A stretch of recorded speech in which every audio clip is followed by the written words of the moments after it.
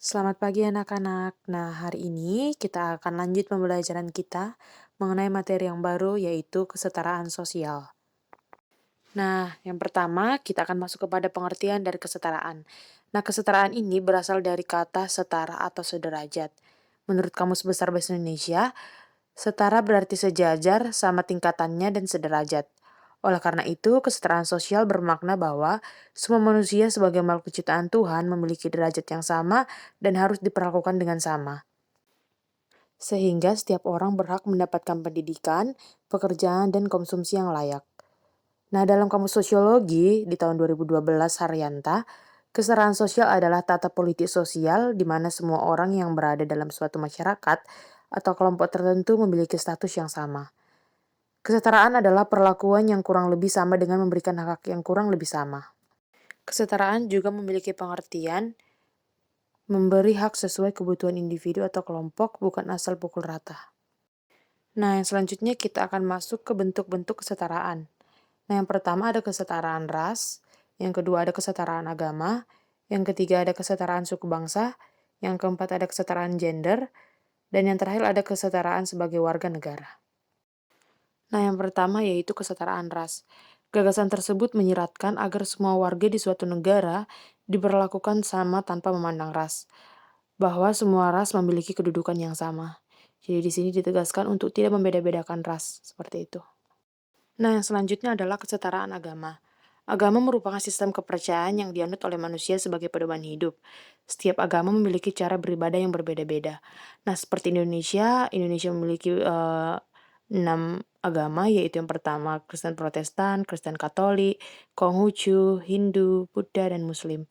Nah, dari semua perbedaan itu, setiap agama memiliki tujuan yang sama, yaitu mengajarkan tentang kebenaran. Selanjutnya yaitu kesetaraan suku bangsa.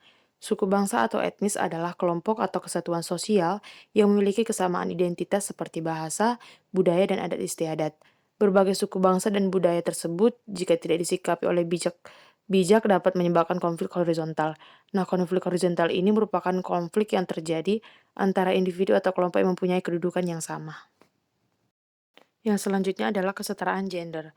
Gender merupakan pembagian peran dan tanggung jawab seseorang sebagai hasil budaya yang berkembang dalam masyarakat. Pengertian kesetaraan gender merujuk kepada suatu keadaan setara antara laki-laki dan perempuan dalam pemenuhan hak dan kewajiban. Diskriminasi berdasarkan gender masih terjadi pada seluruh aspek kehidupan di seluruh dunia. Nah, yang terakhir ada kesetaraan sebagai warga negara. Sebagai warga negara, kesetaraan bukan hanya mengenai hak yang diterima oleh warga negara, tetapi juga kesetaraan dalam menjalankan kewajiban seperti sebagai warga negara. Nah, selanjutnya kita akan masuk kepada kesetaraan hak sebagai warga negara Indonesia. Nah, yang pertama yaitu bidang politik. Kondisi politik yang stabil dapat mencegah munculnya konflik akibat perbedaan. Yang kedua yaitu bidang ekonomi. Perekonomian sangat erat kaitannya dengan kesejahteraan sosial, sehingga pemerintah mempunyai kewajiban menciptakan sistem ekonomi yang mensejahterakan rakyat. Yang ketiga yaitu bidang budaya. Pemerintah wajib melindungi setiap warga negara beserta kebudayaannya. Selain itu, pemerintah berkewajiban memberikan fasilitas sebagai penunjang keberlangsungan kehidupan masyarakat. Nah, selanjutnya yaitu bidang ekonomi. Setiap warga negara wajib berperan serta dalam pembangunan, misalnya pembayaran pajak. Yang selanjutnya bidang hukum. Kewajiban warga negara dalam bidang hukum adalah taat, tunduk, dan patuh terhadap hukum yang berlaku di Indonesia. Nah, selanjutnya bidang sosial. Kewajiban warga negara Indonesia dalam bidang sosial, misalnya mengikuti pendidikan dasar selama 12 tahun bertujuan menjadi warga negara Indonesia yang terdidik. Nah, selanjutnya yaitu bidang pertahanan keamanan. Setiap warga negara berhak dan wajib ikut dalam usaha pertahanan dan keamanan negara dari segala bentuk ancaman, baik dari dalam negeri maupun dari luar negeri. Selanjutnya yaitu bidang bela negara.